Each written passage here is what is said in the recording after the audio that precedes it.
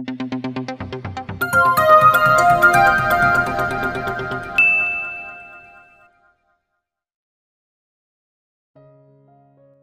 POV. Ika-5 araw ko na dito sa France, at hindi pa ako makauwi, sa dami ng inaasikaso ko ditong problema. Hanggang ngayon ay hindi ko pa rin makontak si Amira. Masyado na akong nag-aalala sa kanya, at sinasabi naman ng aking mga tauhan sa bar, na pumapasok si Amira, at busy lamang, ngunit bakit hindi niya magawang sagutin ang mga tawag ko? Sa sobrang pag-aalala ko, ay tinawagan ko na si Leon. Ilang ring lamang at sinagot niya rin agad ang tawag ko. Kailangan ko ng tao na mapagkakatiwalaan ko, upang alamin ang katotohanan, kung talaga bang pumapasok si Amira. Ilang araw ka pa lang dyan namimiss mo na agad ako. Bilis naman. Mapang-inis niyang ani sa akin. Gago. Puro kakalokohan. Asik ko sa kausap, na ikinatawa naman niya. Bro, pwede ka bang pumunta sa bar, at pakicheck kung okay lang ba si Amira? 5 araw na ako dito, ngunit yung unang araw lamang ng pag-alis ko, ang huli naming pag-uusap. Sobra na akong nag-aalala sa kanya, at lagi naman nilang sinasabi na busy lang si Amira. Pero bakit ang phone niya ring lang ng ring, tapos ngayon wala na, at hindi ko na siya natatawagan pa. Tumatawag ako sa opisina niya, pero lagi na lamang tauhan ko ang sumasagot, pati kaibigan niya ay hindi ko na rin makontak pa. Ano ba talaga ang nangyayari? Wika ko, at hindi ko na maitago pa ang matindi kong pag-aalala. Sure bro, mamaya, pagkatapos ng trabaho ko, ay dadaanan ko siya sa bar, sure busy lang talaga yon, dahil laging dinudumog ng mga tao ang bar mo. Wika niya, at nagpasalamat na rin ako sa kanya. Salamat bro, maaasahan ka talaga. Wika ko, at pinutol na namin ang aming pag-uusap. Ilang araw na akong nag-aalala sa kanya, at gustong-gusto ko nang umuwi. Gusto kong malaman ni Amira, na kahit mawala sa akin ang lahat-lahat ng meron ako, at ang pamilya ko, ay wala na akong pakialam, dahil siya lamang ang importante sa akin, at ang pipiliin ko. Pero hanggang ngayon, ay hindi ko pa rin siya nakakausap. Hindi rin ako makafocus sa trabaho, dahil sa kakaisip ko sa kanya. Ilang oras ang lumipas, at tinawagan din ako ni Leon. May pagkasabik akong sumagot sa telepono, at masigla ko pa siyang kinausap. Pero natigilan ako, nang unang bungad pa lang niya sa pagsagot ko, ay mukhang masamang balita na ang hatid niya sa akin. Bro, bad news. Pagkawika niya, ay parang may kung anong sumikdo sa aking puso, at bigla itong nakaramdam ng matinding takot. What do you mean? Nanginginig kong tanong sa kanya. She is nowhere to be found. 4 days na siyang hindi nagpapakita dito sa opisina mo, at walang sino man ang nakakaalam, kung nasaan siya. Maging ang sinasabi mo na kaibigan ni Amira, ay wala na sa bar na pag-aari mo. Wika niya na ikinabahala ko. Nakakausap ko ang tauhan sa opisina, at sabi nila ay busy lamang si Amira, bakit mo sinasabing 4 days na siyang nawawala? Naiiyak kong tanong. Hindi ko maintindihan ang nararamdaman ng puso ko. May kung anong takot ngayon ang aking nararamdaman, dahil sa masamang balita na sinabi sa akin ni Leon. Then something is not right here. May pinagtatakpan sila, at yun ang kailangan mong alamin. Kung ako sa iyo, ay uwi na ako ngayon din, para malaman mo kung ano ang nangyayari. Wika niya, at agad akong tumayo sa aking pagkakaupo. Uuwi na ako, tatawagan ko lang ang piloto ko, at uuwi na ako ngayon din. Wika ko, at agad ko nang pinatay ang aking telepono, at mabilis na nag-empake. Mabilis ko namang tinawagan ang piloto ko, pinahanda ko ang eroplano, upang makauwi na agad ako ng Pilipinas. Hindi ko na kaya pa na magtagal dito, nang hindi ko nalalaman kung nasaan ang babaeng pakakasalan ko. Hindi ko alam kung ano ang nangyayari, at bigla na lamang nawala sa opisina si Amira. Huwag lamang sana ako magkakamali ng kutob, na may kinalaman dito ang aking ina. Mahal na mahal ko si Amira, at hindi ko kakayanin na mawala siya sa buhay ko. Habang naghihintay ako ng tawag ng piloto ko, ay hindi ako mapakali. Tinawag ko ang personal driver ko, at nagpahatid na ako sa airport. Eksaktong pagdating ko ng airport ay ready na ang eroplano, at may permit na upang makaalis. Pagkabalik ko ng Pilipinas, ay sa bar na agad ako nagpahatid kay Leon. Siya ang sumando sa akin, dumiretso na kami ng bar. What do you mean? You don't know. When I called, you said she was busy, and didn't want to be disturbed, kaya akala ko ay totoo ang mga sinasabi mo. Galit na galit. Kung wika sa tauhan ko, na laging sumasagot ng tawag ko. Sir, yun po kasi ang bilin ng mommy nyo, na sabihin ko sa inyo, pasensya na po, sumusunod lamang po ako sa utos ng inyong ina. Nanginginig niyang sabi sa akin. Nagkatinginan kami ni Leon. Kung gayon ay tama ang hinala ko, na may kinalaman dito ang aking ina. Malakas akong sumisigaw, habang isa-isa kong binabato, ang bawat bote ng alak na mahawakan ko. Matinding galit ang nararamdaman ko sa mga oras na ito. Bro, calm down. Hindi mo malulutas ang problema mo, kahit maubos mo pa ang lahat ng alak dito sa bar mo. Sigaw naman sa akin ni Leon. Bro, samahan mo ako sa bahay nila, please. Kailangan ko siyang makausap, wilk ako, at agad na din kaming umalis ng bar. Nakarating kami sa bahay nila Amira, at napansin kong nakasarado ang buong bahay. Kinalampag ko ang pintuan, ngunit walang sumasagot, kahit anong sigaw ang gawin ko. Tao po, Amira, si Tyler to baby, please we need to talk. Wika ko, habang malakas kong kinakatok ang kanilang bahay. Mga iho, wala ng tao dyan. Hindi ko alam kung saan pumunta, pero buhat ng mamatay ang nanay ni Ineng Amira, ay umalis na din siya. Puntahan mo na lamang doon sa kanyang tiyahin, at baka sa kanila tumuloy ang batang iyon. Doon lamang iyon sa kabilang kanto, yung pinakamalaking bahay doon na kulay asol ang gate. Wika naman ng matandang babae. Nagkatinginan kami ni Leon, hindi ko alam, na namatay na pala ang nanay ni Amira. Kausap ko lamang ito, bago ako umalis, tapos ngayon ay wala na pala siya. Hindi ko alam ang sakit na nararanasan ngayon ni Amira, kaya kailangan ko siyang mahanap. Pagkatapos naming magpasalamat, ay mabilis na kaming sumakay ng sasakyan, at hinanap namin ang tinutukoy niyang asol daw na gate. Hindi naman nagtagal, ay may nakita kaming isang malaking bahay, na may mataas na gate na kulay asol. Ito na siguro ang sinasabi ng matanda, wika ni Leon. Agad naman akong bumaba, at nag-doorbell, nang nag-doorbell sa gate. Sandali lang, nagmamadali ka ba ha? Sigaw ng isang lalaki na papalabas ng bahay. Masama ang tingin niya sa akin, habang papalapit siya. Ano kailangan nila, at bakit para ka ngayon lang nakakita ng doorbell, kung makapindot ka? Galit na wika ng isang lalaki, na kung hindi ako nagkakamali, ay hindi nagkakalayo ang edad sa amin. Nandyan ba si Amira Valdez? Ako si Tyler Harrison, kasintahan niya. Wika ko sa kanya. Nakita ko ang pagkunot ng kanyang noo, napatitig siya sa akin, na tila ba kinikilala niya ako. Ikaw ang may-ari ng Velvet Knights, na kasintahan ng aking pinsan. Yung grupo ng mga sikat na bilyonaryo. Ani niya na nanlalaki ang mga mata. Pwede ko ba siyang makausap? Tanong kong muli sa kanya. Matindi ang kabog ng dibdib ko, at nananalangin ako, na sana ay sabihin niya sa akin kung nasaan ang aking kasintahan. Wala siya dito. Umalis na siya, at hindi ko alam kung babalik pa siya. Ang sabi niya sa akin, kapag hinanap mo siya, ay sabihin ko sa iyo na huwag ka nang umasa, na babalik pa siya, dahil tapos na daw kayo. Kalimutan mo na daw siya, dahil hindi ka niya mahal. Ginamit ka lang daw niya, upang may panggamot kay tita, pero ngayong wala na ang kanyang ina, ay tinatapos na daw niya ang lahat ng namamagitan sa inyo. Pagkasabi niya ay agad akong nagsisisigaw sa gate. Amira, si Tyler to please baby, kausapin mo ako.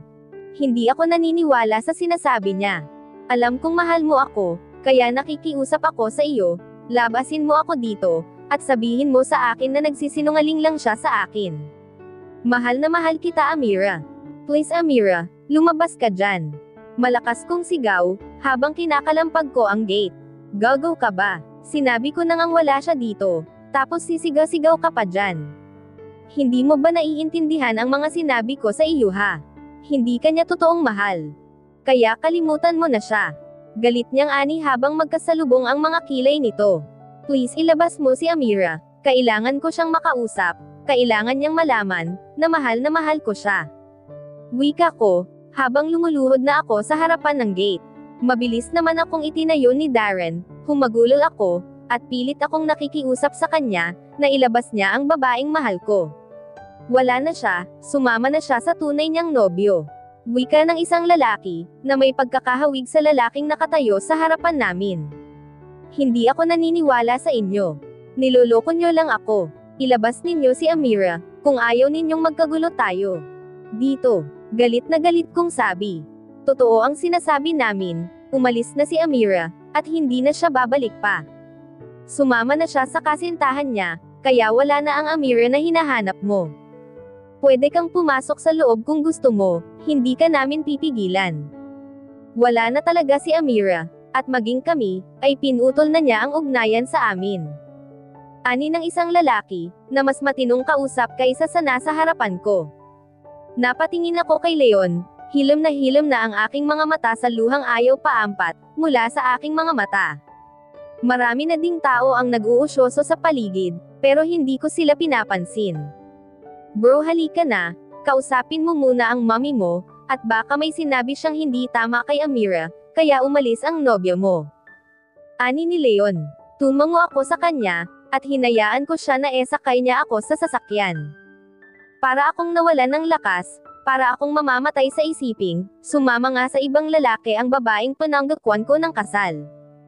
Umalis ako para umayos ng problema sa kumpanya ko, pero hindi ko inaasahan na sa pagbabalik ko, ay guguho ang mundo ko.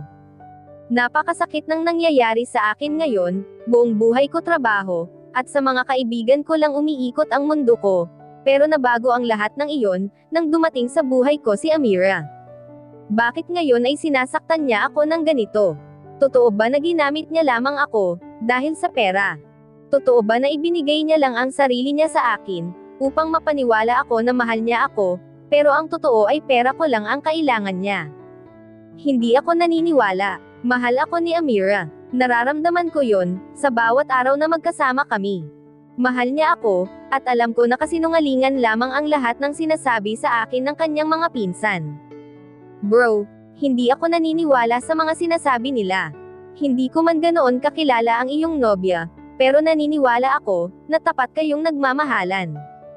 Ani ni Leon. Layek lamang ako ng iyak, durog na durog ang puso ko, sa sakit na nararanasan ko ngayon. Sigurado akong may kinalaman dito ang aking ina, at kapag napatunayan ko na tama ang hinala ko, makikita nila ang galit ko. Wika ko sa aking kaibigan.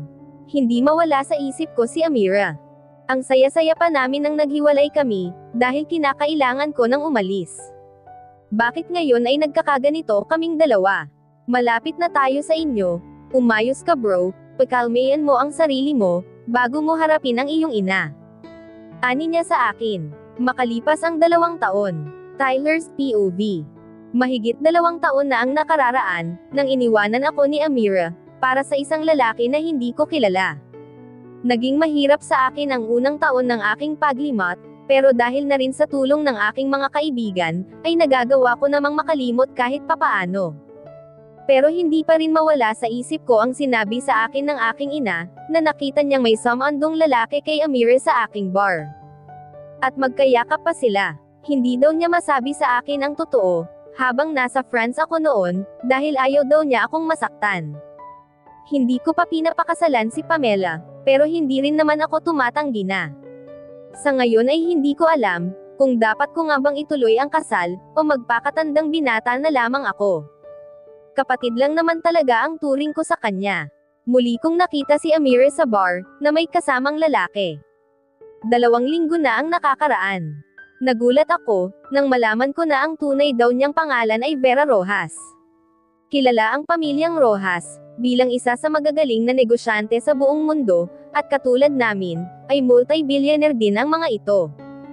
Ang alam ko, ay may isa pa silang anak na lalaki, na nagngangalang Jeffrey. Nabalita noon ang pagkawala ng anak nilang babae, pero hindi ko inaakala, na si Amira pala ang babaeng yon. Mula nang umalis si Amira, at iniwan ako, ay hindi na naging maganda ang takbo ng buhay ko. Lahat ng kaibigan ko ay may asawa na, maliban na lamang sa akin. Wala na nga yata akong balak mag-asawa pa. Ang gusto ko lang ay magpasarap, sa kandangan ng mga babae.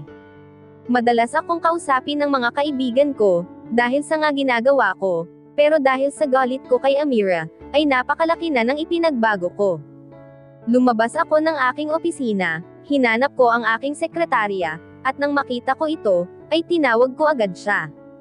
"Come to my office," ani ko, at muli akong bumalik sa loob ng aking opisina. Pagpasok ni Eva, ay inaayos ko na ang aking gamats upang makapaghanda sa aking pag-alis. "Sumunod ka sa akin sa bar, at pumasok ka sa VIP room. Paligayahin mo ako," ani ko sa kanya, at malaking ngiti ang sumilay sa kanyang labi. Maaga pa kong tutusin, 9:00 pa lang ng umaga, pero wala ako sa mood magtrabaho. Mabilis akong nakarating sa aking bar, at dumiretso na agad ako sa VIP room. May pribado akong silid dito, pero kailanman, ay hindi ako nagpapasok ng babae doon. Lagi ko lang silang kinakama sa kung saan saang silid, katulad nito. O kaya naman ay sa hotel na pag-aari ko. May bago din akong sariling kondo, ayoko na sa dati kong kondo, dahil pinapaalala lamang nito sa akin ang nakaraan ko kay Amira. Kaya binenta ko na lang ito. Humiga ako sa malaking kama, inalis ko ang sinturon ko, at ipinatong ko ito sa ibabaw ng kama, at hinintay ko ang pagdating ni Eva. Hindi naman nagtagal, ay dumating na rin siya, at agad ko siyang pinaghubad. Ganito na ako ngayon, mula nang tinarantado ako ng dati kong kasintahan. Babae, alak at trabaho. Iyan na lang ang buhay ko ngayon. Wala na akong ibang sineseryoso pa, mula nang malaman ko ang panlolokong ginawa sa akin ni Amira. Pagkatapos akong paligayahin ni Eva, pumasok ako ng banyo, para maglinis. Paglabas ko ay nahiga ako sa kama, nang bigla siyang pamatong sa akin, at hinalikan ako sa lobby, kaya itinulak ko siya ng malakas, kaya nahulog siya sa kama, at galit akong humarap sa kanya. "Huwag na huwag mo akong hahalikan. Tanging babaeng itinitibok lamang ng puso ko, ang maari kong halikan, at hindi ikaw yon. Labas. Hindi na kita kailangan, dahil tapos na ako sayo." Sigaw ko sa kanya. Nagmamadali naman niyang pinulot ang kanyang mga damit, at mabilis itong isinuot. "Sorry po," ani niya. Hindi ko na siya pinansin pa, at nagbihis na lang ako. Mas gusto ko pa ang uminom ngayon kaysa magtrabaho. Pagkabihis ko ay nagtungo naman ako sa ibaba, at nagpunta ako sa pinaka-bar. "Tequila," ani ko, at agad naman akong tinagaya ng aking bartender. "Sir, napakaaga pa po, baka makasama po yan sa inyo." Wika ng bartender, kaya napatingin ako sa kanya, at nagsalubong ang aking mga kilay. "Pakialam mo ba, hindi kita binabayaran dito, para pakialaman ang buhay ko, kaya manahimik ka." Sigaw ko sa kanya. Napayuko naman siya, at humingi ng pasensya. Hindi ko siya pinansin. Kinuha ko ang bote ng tequila, at ng shot glass, at naupo ako sa table. Marami na akong naiinom, at halos naduduling na ako sa sobrang kalasingan ko. Nagsalin akong muli ng alak, at nang akma ko na itong tutunggain, ay may kamay na pumigil sa aking palapulsuhan, kaya napatingala ako, at nakita ko si Aaron, na nakatayo, at masamang nakatitig sa akin. "Bro, halik ka dito, umupo ka dito, at syaluhan mo ako," ani ko sa kanya, na namimilipit na ang aking dila, dahil sa sobrang kalasingan. "Nagpapakamatay ka ba ha? Naman, bro, hindi alak ang solusyon sa problema mo." Sigaw niya sa akin. Napayukik ang aking noo sa table, at nagsimula ng yumugyog ang aking balikat, tanda ng aking pag-iyak. Naramdaman ko ang pag-upo niya sa tabi ko, hinagod niya ang likod ko, habang walang patid akong umiiyak. "Mahal na mahal ko pa rin siya bro," ani ko habang patuloy akong umiiyak. Hindi ko na kayang itago pa ang sakit, na nararamdaman ng puso ko, mula nang makita ko si Amira muli. Hindi na siya mawala sa isip ko, umiyak kong sabi sa kanya. "Bro, ikakasal na ang babaeng iyon, huwag kang magpakatanga sa kanya. Baka nakakalimutan mo, kung ano ang ginawa niya sa iyo. Please huwag mong sayangin ang buhay mo, nang dahil lang sa kanya. Hindi ba, at okay ka na? Sabi mo naka-move on ka na, pero bakit ngayon ay nagpapakalunod ka na naman sa alak at babae?" Saad niya. Narinig ko ang mga yabag, na nagmamadaling lumalapit sa amin, at kahit hindi ko sila tingnan, ay alam kong ang mga kaibigan ko ito. "Tyler, ang daming babae, huwag kang ang magpakagago." Galit na wika ni Leon. Hindi ako kumikbo, Dahil toto naman ang sinabi niya, nagago ako. Tanga ako, dahil nagkakaganito ako sa babaeng sumira ng buhay ko. Sumira ng mga pangarap ko, at ang kauna-unahang babaeng nanakit sa puso ko. Iuwi na natin yan sa kanila, at nang maasikaso ng mga magulang niya. Ani ni Eman. Ayoko umuwi sa kanila, ani ko habang nakayukik pa rin ako sa table, at nakapikit ang aking mga mata. Naririnig ko ang mga pag-uusap nila, naririnig ko ang mga sinasabi nila, pero parang hindi ko naman ito naiintindihan, dahil ang tanging laman ng isip ko, ay ang mukha ni Amira. Pero iba nang si Aaron na ang nagsalita, at kinausap ako, pakiramdam ko lahat ng sinasabi niya, ay pumapasok talaga sa isipan ko lahat ng sinasabi niya ay tama, at nauunawaan ko. Makinig ka sa akin bro. Huwag mong sayangin ang buhay mo sa kanya, huwag mong ipakita sa kanya na hanggang ngayon ikaw ang talo. Ipakita mo sa kanya na matatag ka, at hindi ka apektado sa ginawa niyang panloloko sa iyo. It's time to move on, at harapin ang sarili mong kaligayahan. Oo, hindi madali, kasi ikaw yan eh, sa'yo nangyayari na niloko ka lang ng babaeng minahal mo, iba sa mga nangyari sa amin, dahil minahal kami ng babaeng mahal namin. Iba talaga, dahil sasabihin ko sa iyong, masakit talaga, at kung sa akin mangyayari yan, aaminin ko baka higit pa dyan ang magawa ko. Lalo na kilala ninyo ako, isa akong demonyo, kapag nasasaktan. Naaalala mo ba ang ginawa sa akin ni Shane? Halos mapatay ko sila, halos magpakamatay ako noon, pero sabi ko sa sarili ko, deserving ba siya? Dapat ko ba siyang iyakan? Dapat ko bang sirain ang buhay ko, sa isang taong sumira ng buhay ko? Dapat ko pa ba siyang mahalin? Alam mo sagot ko sa sarili ko. No, hindi siya deserving sa lahat ng yon. Then nakilala ko kayo, dahil sa inyo, nakalimutan ko siya, dahil sa inyo natuto akong magmahal muli, at dahil sa inyo masaya ako ngayon, sa isang babae na karapat-dapat sa puso ko. Bakit hindi mo subukan na ibaling sa amin ang atensyon mo? Kaming mga kaibigan mo, ang tutulong sa iyo upang tuluyan mo na siyang makalimutan. Kapag dumating ang panahon, at mag-cruise muli ang inyong landas, saka mo tanungin ang sarili mo, mahal mo pa ba siya? Kaya mo ba na tuluyan na siyang mawala? Kasi ako, naranasan ko yan, nang muling mag-cruise ang landas namin ni Shane. I asked myself, alam mo ang sagot ko sa sarili ko. Yes, kaya ko na, and thank you sa mga kaibigan ko, na tumulong para makalimutan ko ang babaeng, minsang naging bahagi ng buhay ko. Kaya mo yan, at magagawa mo yan, mahaba niyang litanya sa akin. Lalo akong napahagulgol sa sinabi niya. Tama siya, kailangan ko nang kalimutan ng tuluyan si Amira, at harapin kung ano ang kapalarang ibibigay sa akin ng tadhana. Tama na ang pagmumumok, tama na ang pagtangis, para sa isang babaeng walang ibang mahal, kung hindi ang kanyang sarili. Tanghali na akong nagising, sobrang sakit ng ulo ko, dahil sa araw-araw kong pag-inom ng alak. Napatingin ako sa aking orasang pambisig, at mag-aalas 10 na pala ng umaga. May trabaho pa ako, kaya kahit masakit ang ulo ko, ay nagtungo ako ng banyo upang maligo. Mabilis lang akong naligo, at pagkatapos ay nagbihis na din ako. Hindi na ako kumain ng agahan, at dumiretso na akong lumabas ng aking kondo. Malapit lang naman ang opisina ko dito sa kondo ko, kaya mabilis lang din akong nakarating. Pagkapasok ko ng opisina ko, ay sumunod agad sa akin si Eva.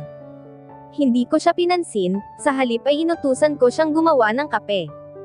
Bigyan mo ako ng kape, at huwag kang maghuhubad sa harapan ko, dahil hindi na ako interesado pa sa'yo. Hindi ko gusto ang ginawa mo, pasalamat ka, at hindi pa kita sinisipa palabas ng building ko. Ani ko dito, napayuko naman siya, at humingi ng despensa, pero hindi ko na siya pinansin pa. Binuksan ko ang aking laptop, sumandol ako sa aking swivel chair, at tinitigan ang aking laptop, na may malaking larawan namin ni Amira, na nakakover dito. Ginalaw-galaw ko ang mouse, at pagkatapos ay nag-left click ako. Delete photo. Bulong ko sa sarili ko, pero hindi ko naman magawang pindutin, upang tuluyang burahin ang aming larawan. Buburahin ko lang, hindi ko pa talaga magawa. Paano ako mag-move on, kung sa tuwing bubuksan ko ang laptop ko, ay larawan niya ang nakikita ko. Galit kong sabi sa sarili ko. Biglang bumukas ang pintuan ng aking opisina, at iniluwan nito ang mga kaibigan kong tokmol, kaya mabilis kong naisara ang aking laptop. Napatingin naman sila dito, at may malalaking ngisi sa kanilang lobby, na nagmamadali akong nilapitan. Wow! Ano yan ha? Don't tell me na nanonood ka ba ng video? Patingin naman kami, pang-asar ni Leon sa akin, habang pilit na inaagaw ang aking laptop. Dude, what are you doing? Inis kong sabi, habang nakikipagbuno ako sa pakikipag-agawan ng aking laptop kay Leon. Ang mga kaibigan naman namin ay tumatawa lamang, at hindi man lamang nila magawang pigilan ang tarantado naming kaibigan. Lumapit sa akin sila Jethro, at Eman, nakangisi sila kaya nanlilisik ang mga mata kong napatingin sa kanila. Gago kayo, huwag ninyo akong pagtulungan. Galit kong wika, pero hindi nila ako pinansin. Hinawakan nila Jethro at Eman ang dalawa kong braso, kaya wala na akong nagawa, at tuluyan nang naaga ni Leon ang laptop mula sa akin. You guys, inis kong mura, habang nakatitig ako sa laptop na hawak-hawak ni Leon, at sila naman ay parang mga tangang humahalaklak lamang ng malakas. Nang binuksan ni Leon ang laptop ko, ay nakalock na ito, at hinihingan ng fingerprint to unlock the screen, kaya napangisi ako, ngunit panandalian lamang ang pagnising na gawa ko nang makita kong si Jethro, Darren, at Aaron, na muling lumalapit ng may ngisi, at agad na dinakma ang mga braso ko, habang idinidiin ang aking kanang kamay na nakalapat na sa table, at pagkatapos ay inilapit ni Leon ang laptop ko, at pilit na iniskan ang thumb ko. What an asshole! Nang magbukas ito, ay agad na tumambad sa kanila ang malaking larawan namin ni Amira, na nakangiti na nakatingin sa camera, habang nakahalik sa aking pisngi. Na ang ngiti ko naman, ay parang wala nang bukas. So sweet. Sabay-sabay nilang wika, pasarkastiko, kaya binato ko na sila ng folder. Bro, paano mo siya makakalimutan, kung sa tuwing bubuksan mo ang laptop mo, ay yan ang una mong makikita. Kailangan mo nang mag-move on, mangyayari lang yun kung sisimulan mong alisin, ang lahat ng bagay na nagpapaalala sa'yo tungkol sa kanya, katulad ng larawang iyan. Kinausap kita kagabi, alam kong nakinig ka sa akin. Gawin mo bro, para sa sarili mo, ani ni Aaron. Hindi ako kumikibo, iyon naman talaga ang balak kong gawin, hindi ko lang talaga magawa pa, at hindi ko alam kung bakit. Sa susunod yung phone naman ang pilitin nating makuha, siguradong punong-puno iyon ng larawan nila. Kailangan na niyang mag-move on, at kalimutan si Amira. Ani ni Darren. Alam ko, hindi ko lang maintindihan ang sarili ko, kung bakit hindi ko ito magawa. Hanggang ngayon ay mahal na mahal ko pa rin siya. Pilit ko itong pinaglalabanan, pero hindi ko magawa. Saad ko sa kanila, I still love her, at hindi ko alam kung paano ko siya makakalimutan. Napakahirap, dahil siya lang naman ang babaeng minahal ko. Alam ninyong lahat yan. Tanging si Amira lang, ang babaeng nagpatibok ng puso ko. Wika ko sa kanila, but I don't want to be with her anymore. Sigurado ako dyan, mahal ko pa rin siya pero wala na akong plano na makasama pa siyang muli. Tama si Aaron kagabi, kailangan ko nang magsimulang tuluyang lumimat, dagdag ko pang sabi, na ikinatuwa naman nila. Alam nyo ba bro, noong araw na umalis ako para tumungo ng France, ay kinausap ko ang aking mga magulang. I told my parents, they could have taken everything away from me, pero hindi si Amira.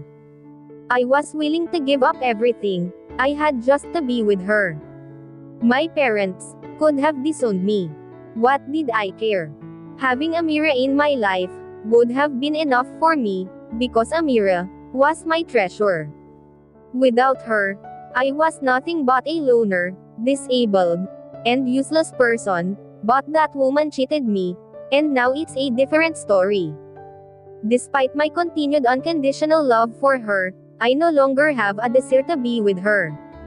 Mahaba kong paliwanag sa kanila. Alam kong nauunawaan nila ako. Tapik sa balikat naman ang isinagot sa akin ni Aaron, at ngumiti siya sa akin. Humugat ako ng malalim na bantong hininga, at pilit akong napangiti sa kanila.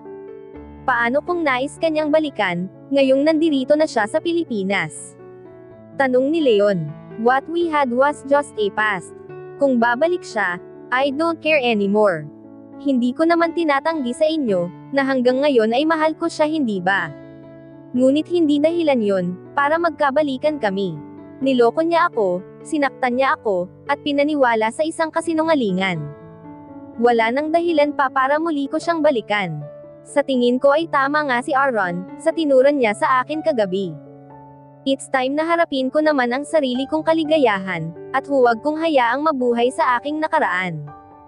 Ang aking nakaraan na kailangan ko ng kalimutan, wika ko sa kanila. Sinunod ka namin noon, na huwag kaming makialam sa iyo, na hayaan namin si Amira, at huwag na siyang hanapin pa, dahil hindi mo siya kailangan. Sabi mo noon, ay wala nang dahilan upang hanapin siya, alam namin na mahirap para sa iyo, dahil mahal na mahal mo si Amira.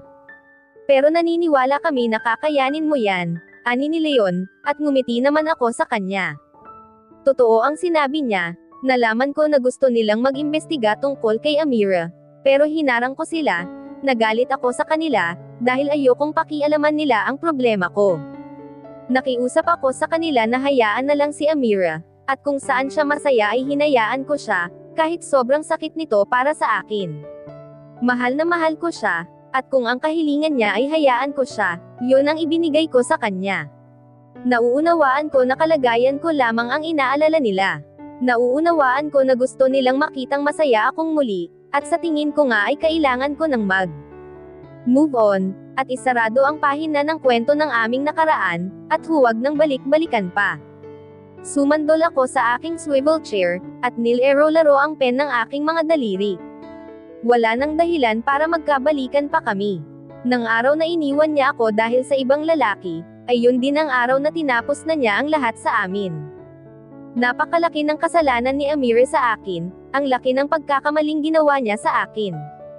Ani ko na nakatitig lamang sa pintuan ng aking opisina. Okay bro, anuman ang maging desisyon mo, ay nakaagapay lamang kami sa iyo. Ani naman ni Aaron, at ngumiti lang ako sa kanila. Nagpaalam na si Jethro, dahil may mahalaga daw siyang kailangang gawin, at kailangan daw naming makipagkita sa kanya mamaya sa La Cuesta, kaya naman napakunot ang noo ko, habang tinitignan ko siya. Tungkol saan? Basta importante ta, o paano mauuna na ako, at may trabaho pa ako sa opisina ko. Aalis na ang pinakagwapo sa lahat, kaya kita-kits na lang tayo mamaya sa La Cesta, wika niya habang malakas na tumatawa. Ulul. Sabay-sabay naming sigaw sa kanya, habang tumatawa lamang siya ng malakas, palabas ng aking opisina. Kayo ano pa ginagawa nyo dito ha? Wala ba kayong mga trabaho? Pagtataboy ko sa kanila, dahil kahit ako ay may trabaho din. Na kailangan kong tapusin, may meeting nga pala ako. Ani ni Leon na nagmamadaling lumabas ng aking opisina. Patay na, may pinabibili nga pala sa akin ang asawa ko, at kanina pa yon. Nakalimutan ko na. Yari na naman ako nito sa asawa ko. Kumakamot ng ulo namang wika ni Darren, na ikinatawan namin ni Eman. Andres, sigaw ni Eman. Ano naman? Ganti naman ni Darren, na nauwi na kami sa tawanan. Naiwan dito si Eman, dahil may trabaho kaming tatapusin, sabay na rin kaming manananghalian mamaya, oras na matapos namin ang ginagawa namin. Ilang beses akong tinatawagan ng aking ina, ngunit isa man sa tawag niya ay hindi ko sinasagot. Ayoko munang makipag-usap sa kanya, dahil kinukulit lang niya ako tungkol kay Pamela. Wala akong panahon kay Pamela, hindi ko rin alam kung kaya ko nga ba siyang pakasalan. Wala namang magagawa ang mga magulang ko, kung sakali man natanggihan ko ang pagpapakasal sa kanya. Unang-una, ay hindi siya ang babaeng tinitibok ng puso ko, at tanging kapatid lamang ang turing ko sa kanya. Hanggang doon lang talaga ang kaya ko, at hindi nahihigit pa doon. Bro, hindi mo ba sasagutin ang tumatawag sa iyo? Kanina pa yan ring na ring, nakakairita. Ani ni Eman na naiinis.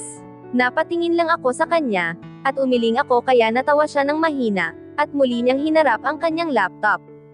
Tama si Aaron, sa pamamagitan nila, makakalimutan ko si Amira. Sa tulong nila, ay tuluyan kong makakalimutan ang babaeng nanloko sa akin. Alam kong kakayanin ko ito, alam ko na hindi magtatagal, ay magiging katulad na din nila ako, may masayang pamilya kasama ang babaeng tunay na nakalaan sa akin. Siguro nga ay ito na ang oras, upang hayaan ko ang tadhana na dalhin ako, sa babaeng karapat-dapat para sa akin. Bakit ka napapangiti dyan? May babae ba sa ilalim ng lamesa mo, gago ka? Ani niya sabay tawa ng malakas. Natawa din ako sa tinuran niya, at binato ko siya ng pen. Hinarap ko ang laptop ko. Tinitigan ko ang mukha namin ni Amira na nakangiti, at masaya noong magkasama pa kami. Pinindot ko ang mouse, lumitaw sa screen ko ang delete option, then I finally did it. I deleted it. Huminga ako ng malalim, at tumingin ako kay Eman nang nakangiti. Tinaasan niya ako ng kilay, at natawa lamang ako. Nagpunta ako sa gallery ko, at hinanap ko ang larawan naming lahat, niyong kasal ni Aaron, na nasa veranda kami na kinuha, at yun ang ipinalit ko. Iniharap ko ang aking laptop kay Eman, at isang malaking ngiti ang sumilay sa kanyang lobby. I deleted it. From now on, kalilimutan ko na siya, sa tulong ninyo, magagawa ko na siyang makalimutan, ani ko at lumapit siya sa akin, at tinitigan ang larawan na bagong screen ng laptop ko. Bakit ang pangit ko dyan? Saad niya na ikinatawa ko ng malakas. Palitan mo nga yan. Inis niyang sabi. Tinitigan ko ang larawan, wala namang pangit sa mukha niya. Nakawaki lang siya na labas ang dila, pero gayon pa man ay. Hindi may tatago ang gwapo niyang mukha, pero syempre mas gwapo ako sa kanilang lahat. Okay na yan. Napaka-arte mo, wala namang problema sa picture na yan. Ilalabas mo dila mo tapos ngayon mag-iinarte ka pa, ani ko at maging siya ay natawa. Heto na ang simula ng aking paglimot, yung totoong paglimot. Aalisin ko na sa akin ang lahat ng bagay, na makapagpapaalala ng tungkol sa kanya. Tama sila, hindi lang si Amira ang babae sa mundo, marami pa na mas deserving kaysa sa kanya. At dito na po nagtatapos, ang ika-6 na kabanata ng ating kwento, at sanay muli niyo po akong samahan, sa mga susunod.